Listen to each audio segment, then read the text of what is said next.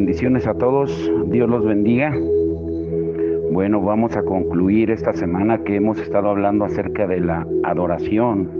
Y antes de entrar en el tema, quiero decirles algo muy interesante acerca de qué significa adorar en espíritu y en verdad.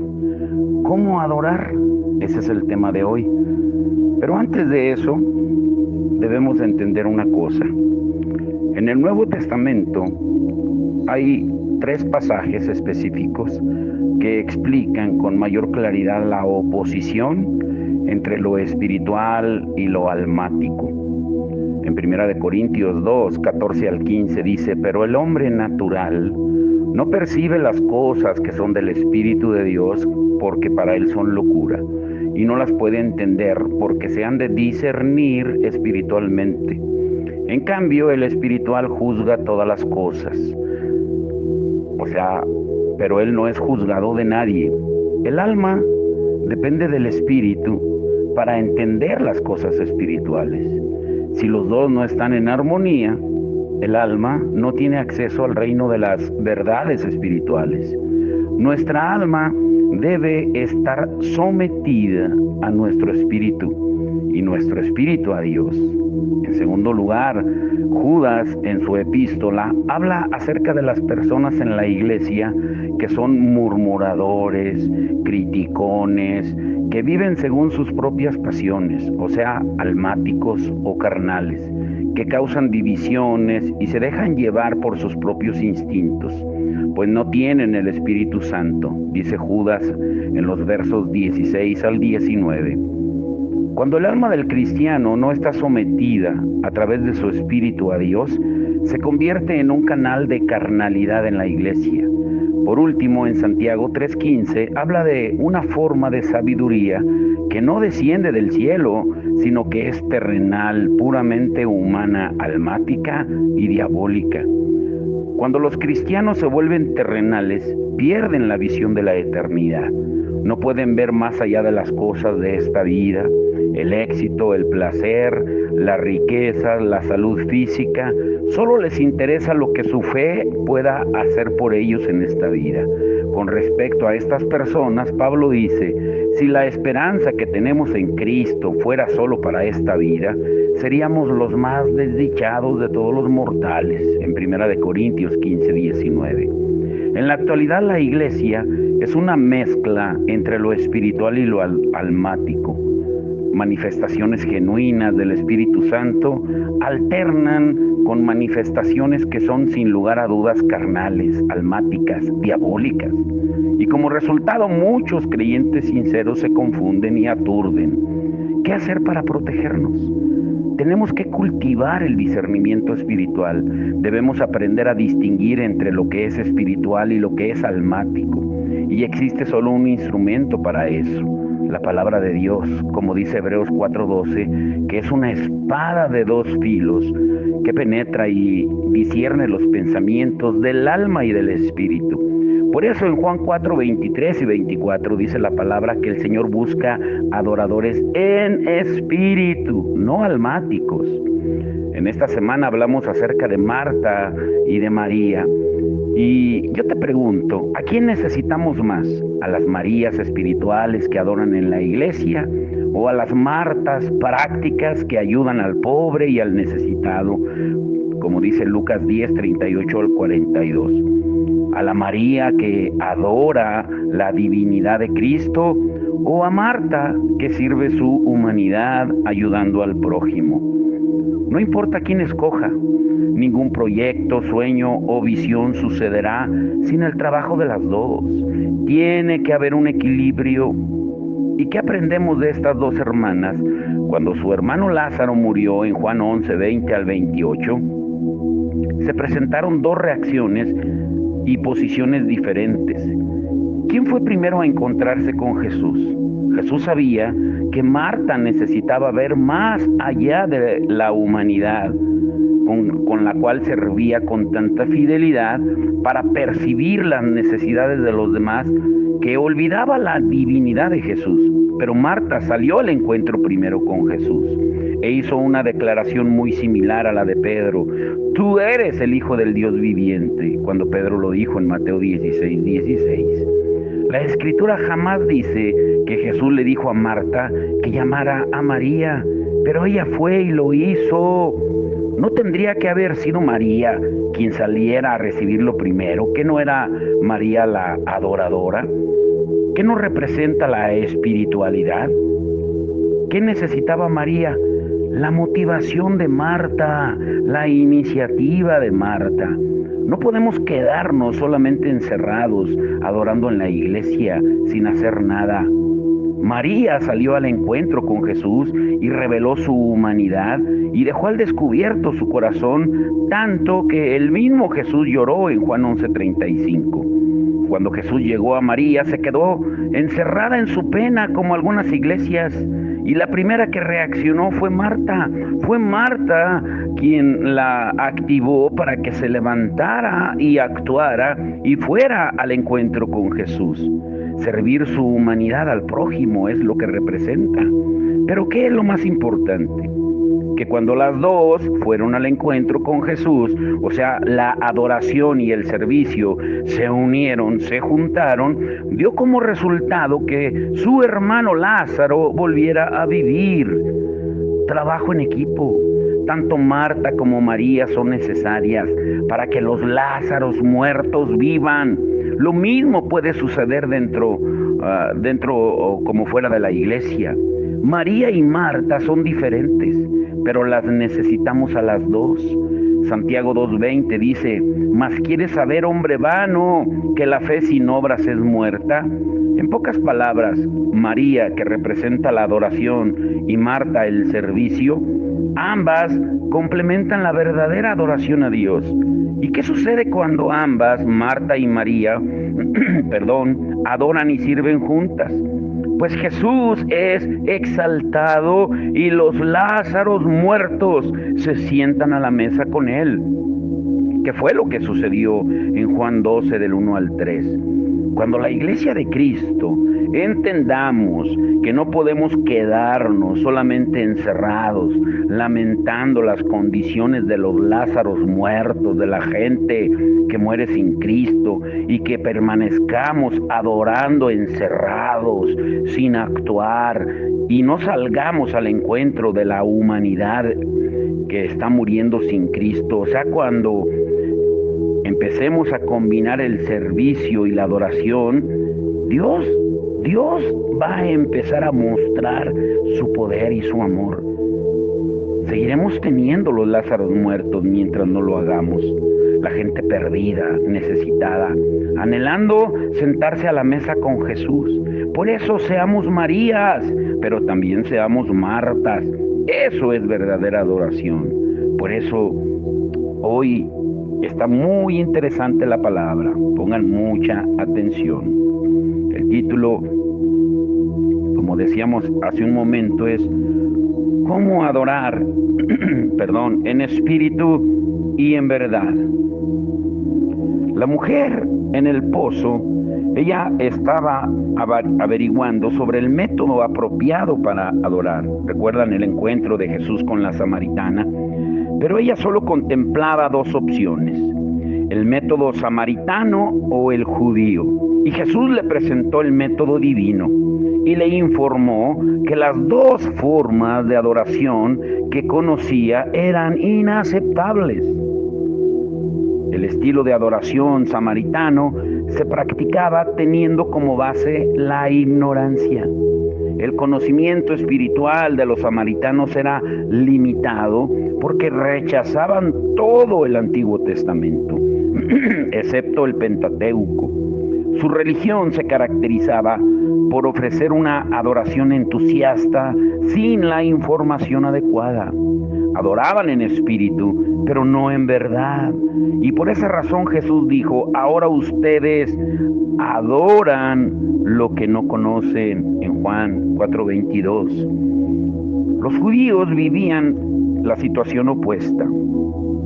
Ellos aceptaban todos los libros del Antiguo Testamento, tenían la verdad, pero no tenían el Espíritu.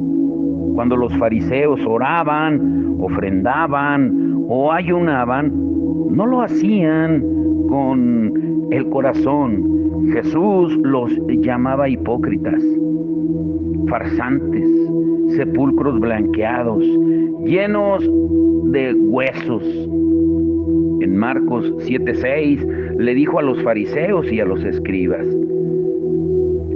Él les contestó: tenía razón Isaías cuando profetizó acerca de ustedes, hipócritas, según está escrito. Este pueblo me honra con sus labios, pero su corazón está lejos de mí. La adoración que se ofrecía en el monte Gerizim era tan solo una herejía entusiasta. La que se ofrecía en Jerusalén era ortodoxa, estéril y sin vida. Jerusalén tenía la verdad, pero no el espíritu. Gerizim, los samaritanos, tenían el espíritu, pero no la verdad. Y Jesús reprobó los dos estilos de adoración cuando dijo: Dios es espíritu y quienes lo adoran deben hacerlo en espíritu y en verdad. En Juan 4:24. Los 12 enemigos de la adoración verdadera eran Jerusalén y Gerizim. Y es importante que haya sinceridad, entusiasmo y fuerza, pero deben fundamentarse en la verdad. La verdad es funcional, fundacional también. Pero si no genera un corazón inquieto, emocionado y entusiasta, la adoración es deficiente. La herejía entusiasta es como calor sin luz. La ortodoxia estéril es luz sin calor. Y hoy vemos estos mismos extremos.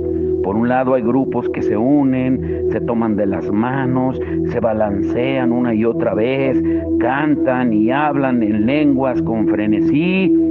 No se puede criticar su entusiasmo, pero a menudo ese entusiasmo es sin conocimiento. La adoración con entusiasmo no es suficiente. No hay un grupo de adoración que sea más enérgico que los musulmanes, que los chiitas fanáticos, quienes una vez al año se cortan el cabello con una cuchilla y después se golpean sus cabezas con la hoja de sus espadas para estimular el sangrado. Hombres, niños e incluso bebés tienen laceradas sus cabezas rapadas porque se dan golpes rápidos con la hoja de un cuchillo y después marchan alrededor de la plaza frente a la mezquita, sangrando abundantemente, mientras que miles de personas los observan y cantan. La gente celebra la muerte de un líder musulmán ocurrida hace más de 12 siglos y observan la espantosa muestra de adoración de los chiitas. Es un ejemplo extremo de un intento de adoración apartada de la verdad. Y por otro lado hay quienes se aferran firmemente a la doctrina sana, pero han perdido su espíritu entusiasta. Conocen la verdad, pero no les produce emoción. De pronto, algunas personas como estas asisten a alguna congregación donde se levanten manos, se aplauda y se extrañan y los catalogan de emocionales, de que no tienen la doctrina correcta.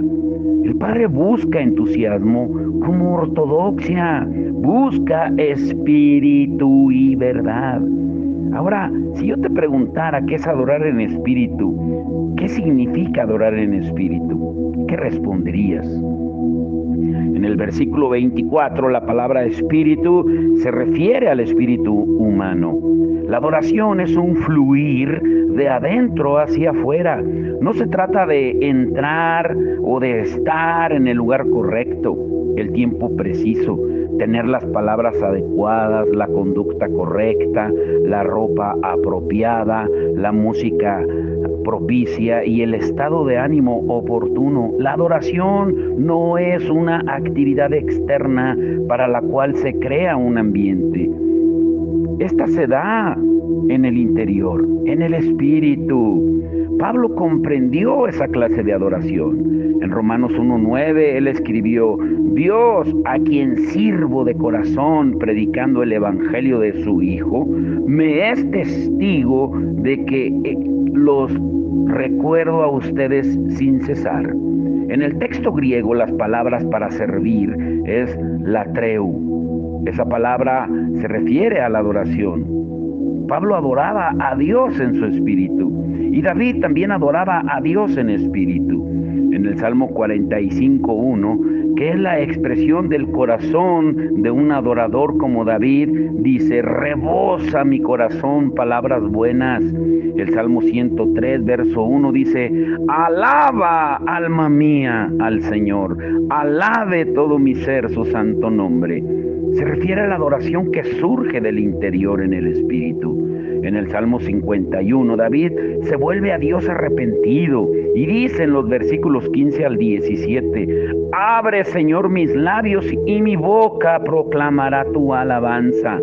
Tú no te deleitas en los sacrificios, ni te complacen los holocaustos, de lo contrario, te los ofrecería. El sacrificio que te agrada es un espíritu quebrantado. Tú, oh Dios, no desprecias al corazón quebrantado y arrepentido. David sabía que la principal preocupación de Dios no era el exterior, y por eso en su oración de arrepentimiento le suplicaba, teniendo como base este principio. La prueba de su veracidad estaba en su corazón quebrantado y contrito, no en las ofrendas quemadas que ofrecía. Y así debe ser toda la adoración, autenticidad que se evidencia en el corazón, que es donde se origina la verdadera adoración. Sus palabras describen a un hombre cuyo corazón está lleno de alabanza, que todo lo que necesita es tener su boca abierta para que salga. Una de las grandes experiencias en mi vida ha sido leer la existencia y los atributos de Dios, escrito por un autor que se llama Stephen Charnock, quien escribió: sin el corazón no hay adoración. Sería como una obra en escena, interpretar a alguien sin ser esa persona que en realidad estamos representando. Un hipócrita en todo el sentido de la palabra, un intérprete. Realmente podemos adorar a Dios, aunque nos falte perfección. Sin embargo, no podemos adorar a Dios si nos falta sinceridad. ¡Wow! Esto está hermoso. Por eso quiero que entiendas hoy, esto es completamente cierto. Podemos adorar siendo imperfectos, pero no podemos adorar si no somos sinceros. La adoración a Dios debe nacer desde lo profundo, de nuestro interior, del corazón. Y la pregunta yo sé que te estás haciendo: ¿y cómo tengo un corazón adorador? Durante todo el día y en cada servicio, debes tú, cada servicio que atiendas o cada devocional que escuches, tú debes sentirte fortalecido y sostenido por la presencia del Señor, más de lo común. Tienes que entender que las palabras que Él habla son espíritu y son vida. La adoración en espíritu es en la que hay una conciencia que te abruma sobre la cercanía de Dios. No puedes tú estar escuchando la palabra, adorando a Dios, orando a Dios, siendo indiferente. Santiago 4:8 dice: acérquense a Dios y Él se acercará a ustedes. Y yo estoy seguro de que muchos cristianos han experimentado esto pocas veces. Podemos tener corazones que están abrumados, que intentan adorar en espíritu. Primero que todo, debemos rendirnos ante el Espíritu Santo antes de poder adorar a Dios en nuestro espíritu. El Espíritu Santo tiene que estar ahí para producir adoración verdadera. Por eso leíamos al principio, 1 Corintios 2:11 dice: En efecto, ¿quién conoce los pensamientos del ser humano sino su propio espíritu que está en él? Asimismo, nadie conoce los pensamientos de Dios sino el Espíritu de Dios. Si no tienes el Espíritu de Dios que impulsa, motiva, limpia e instruye a tu corazón, no puedes adorar a Dios porque ni siquiera lo conoces. Por eso dice en 1 Corintios 12:3, les advierto que nadie que esté hablando por el Espíritu de Dios puede maldecir a Jesús, ni nadie puede decir Jesús es el Señor, sino por el Espíritu Santo. En otras palabras, una persona no puede afirmar verdaderamente el señorío de Cristo en su vida sin la acción del Espíritu Santo. Adorar a Cristo como soberano requiere del ánimo constante del Espíritu Santo. Y esto lo recibimos solo cuando creemos que Jesucristo es el Salvador y Señor. Y esto confirma que el establecimiento de la adoración verdadera es la salvación. Alguien que no ha sido salvo no puede adorar a Dios verdaderamente. Y quien ha sido salvo será motivado por el Espíritu Santo que mora en él a adorar. Entonces, es justo examinar nuestra adoración. Si tienes problemas para adorar, de pronto tal vez no eres salvo. Examínate para ver si estás verdaderamente en la fe, como dice Pablo en 2 Corintios 13:5. Si te aburres en la iglesia o si tu mente está divagando mientras estás en la iglesia, puede ser que el Espíritu Santo no está en ti animando tu corazón. Si Él está ahí, debes rendir tu voluntad ante Él. Asimismo, si estamos para adorarlo en el Espíritu, nuestros pensamientos deben estar centrados en Dios. La adoración es el fluir de una mente renovada por la verdad de Dios. Lo llamamos el proceso de meditar. Y parece haber mucha confusión alrededor de lo que es la meditación. Y la meditación es enfocar toda la mente en un tema, concentrar la razón, la imaginación y la emoción en una sola realidad. Si te parece difícil, pues es normal, debido a la exposición constante de televisión, de celular, de radio y de personas o de otros medios que te distraen durante el día. Tenemos más cosas en qué pensar que las generaciones que fueron antes de nosotros, con tanta tecnología que nos está haciendo daño el no saberla usar. Por lo tanto, centrar nuestra atención en un tema puede ser muy complicado. Tenemos dificultad para concentrarnos en un solo tema. La meditación es una disciplina para la cual tenemos que entrenarnos. El centro de la meditación es el descubrimiento de una comprensión más amplia sobre la verdad de Dios. Descubrir esto surge de pasar tiempo con Dios en oración y en su palabra. Su Espíritu nos enseña la verdad de la palabra mientras estudiamos y meditamos en ella por medio de la oración. ¿Por qué sucede que algunas personas están muchas veces en un lugar de adoración y aún no son santas? Es porque descuidan el armario. Aman el trigo, pero no lo muelen. Podrían tener el maíz, pero no van al campo a recogerlo. Las frutas cuelgan del árbol, pero no las agarran. Y el agua fluye ante sus pies, pero no se agachan para beber. Entonces, ¿qué quiere decir esto? Para adorar en espíritu debemos tener un corazón sin divisiones.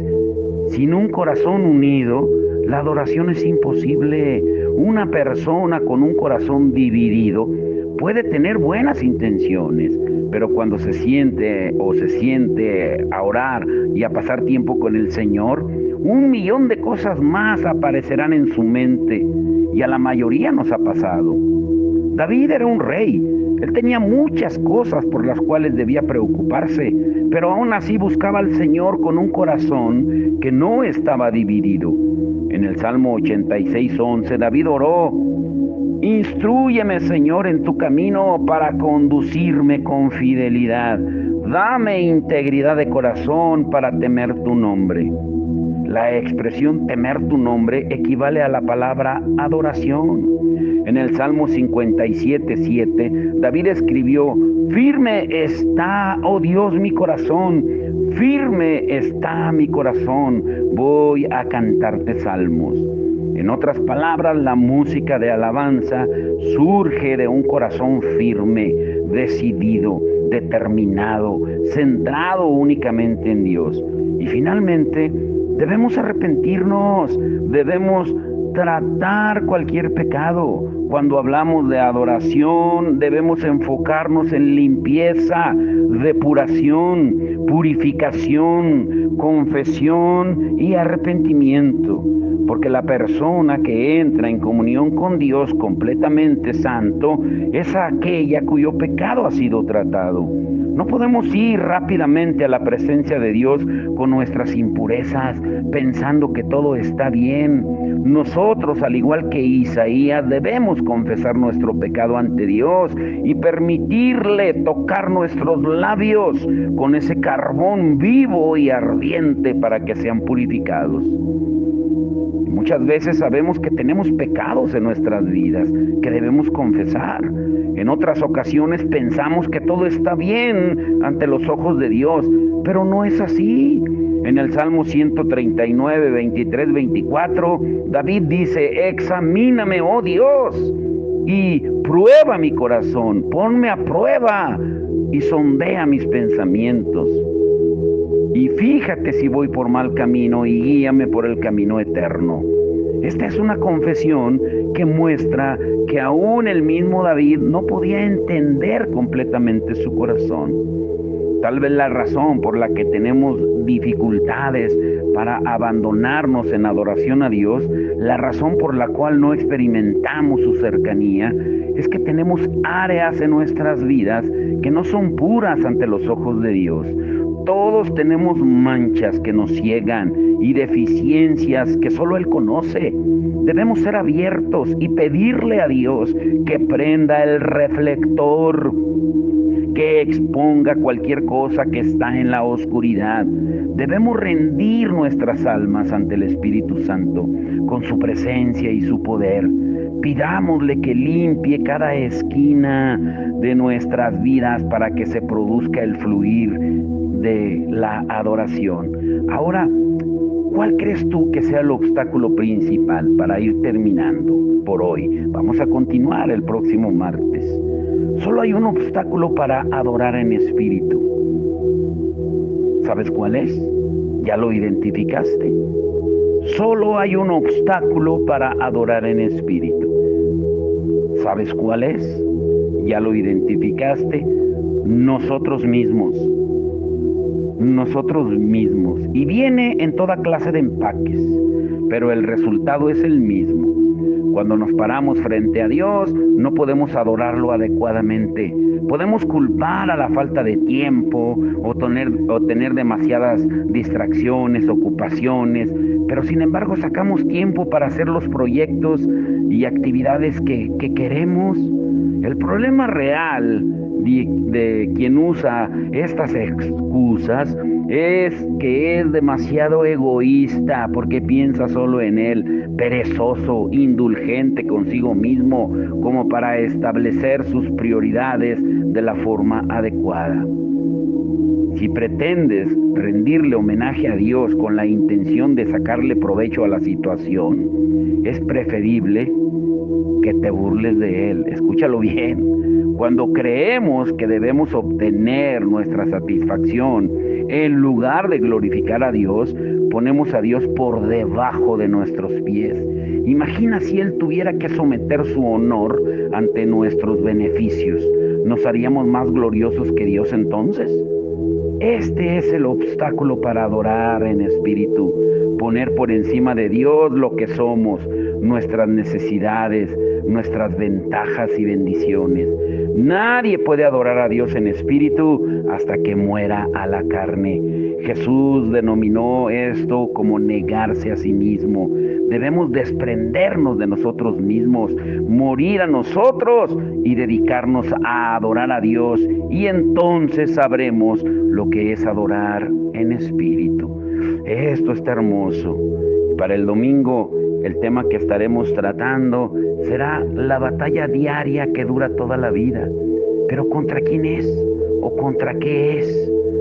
Cuando una persona lleva cierto tiempo engañando su alma, su corazón, y después de un acontecimiento o una situación que sabe y reconoce que su pecado no está erradicado, que aún lo tiene ahí guardado, simplemente ha cambiado su pecado por otro y comienza a pensar que pues luchar no sirve para nada, se desespera porque la victoria parece imposible y se da por vencido y se abandona al poder del pecado y de sus antiguos hábitos, y es un círculo vicioso que nunca llega a romper. O sea, puedes encontrarte luchando todos los días de tu vida contra aquello que de haber vigilado con todo tu ser habrías evitado. Pero ¿cuál es el gran problema hoy en día en la iglesia? ¿Cuál es el denominador común hoy en día? ¿Cómo podemos enfrentar eso? ¿Por qué hoy se le está haciendo tanto daño a la gente, pero desde dentro de la iglesia? Uy, nos va a confrontar esta palabra. Pero vamos a orar, Padre, en el nombre de Jesús. Te damos gracias, Señor, por tu palabra, Señor. Enséñanos a ser verdaderos adoradores en espíritu y en verdad. Que te adoremos como tú lo mereces, Señor, no como nosotros pensamos. Señor, ábrenos los ojos de nuestro entendimiento y que pongamos en práctica tu palabra. Señor, que este domingo sea un servicio glorioso, poderoso, donde tú nos hables a cada uno de nosotros, Señor. Quita todo obstáculo de nuestros hermanos para que puedan estar reunidos juntos en armonía. Que seas tú glorificado en todos, Señor. Que seamos transformados diariamente en verdaderos adoradores, Señor. Ayúdanos, Jesús, ayúdanos, Espíritu Santo, y ayúdanos, Padre Eterno. Como ayer mencionábamos, Señor, adoramos a un Dios trino, adoramos a un Dios que es todopoderoso, que está lleno de gracia, de poder, de misericordia, y adoramos a un Dios que es Espíritu y que está en todas partes. Hoy te rogamos que manifiestes tu poder, Señor, en medio de tu pueblo, que nos ayudes, Señor, a cada uno de nosotros a salir adelante en las pruebas que estamos atravesando de diferentes maneras, diferentes circunstancias, diferentes situaciones, pero que es el mismo antídoto: rendirnos, humillarnos ante ti, Señor, y adorarte en espíritu y en verdad, con sinceridad.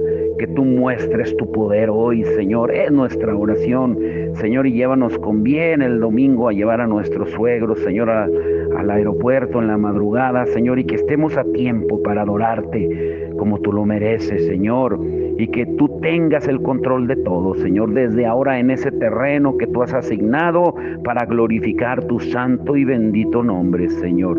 Te damos la gloria y la honra por todo lo que tú haces, Señor, en los hospitales, por la palabra que queda sembrada en Rincón de Parangueos, Señor, y aquí en Callejones y Granados, en Salamanca, Valle, donde quieras, Señor, que vaya un siervo tuyo y que siembre tu palabra, que tú la hagas que multiplique, que germine, Señor. Bendecimos también a nuestros hermanos en sus servicios, los que nos escuchan, Señor, a quienes también llega esta palabra, también que aprendamos juntos a adorarte en espíritu y en verdad, porque somos un solo cuerpo. Tú vienes por una iglesia sola, solamente una iglesia, pero una iglesia pura, sin mancha y sin arrugas, Señor. Y eso es lo que queremos hacer, ser verdaderos adoradores, una esposa enamorada de un novio santo, que merece toda la gloria y toda la honra, Señor, y gracias de antemano por lo que tú estás haciendo por el vehículo, que ya lo extrañamos, Señor, por el men, pero sabemos que ya está pronto, Señor. Dale sabiduría, Señor, al ojalatero, al mecánico, para que ya pueda estar listo el vehículo. Te lo pedimos, Padre, en el nombre que es sobre todo nombre, el nombre de nuestro Señor y Salvador Jesucristo. Amén y amén.